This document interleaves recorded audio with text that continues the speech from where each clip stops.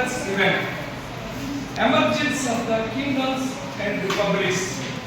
Now we are learning these outcomes.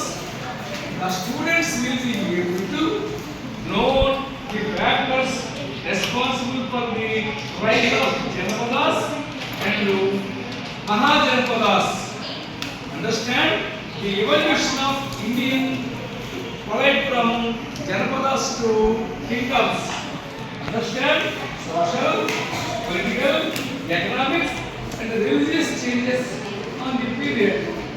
Now students, we are going to the Ganga Valley 2007 years back. Mahajanapadas are established. Cities, administration, kingdoms, Ganasangas, new religious concepts. In the religion, mostly Jainism, Buddhism and other concepts are there.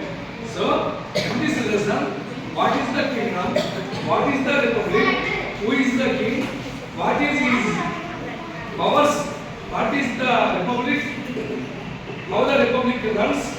In the lesson, we are teaching. Okay?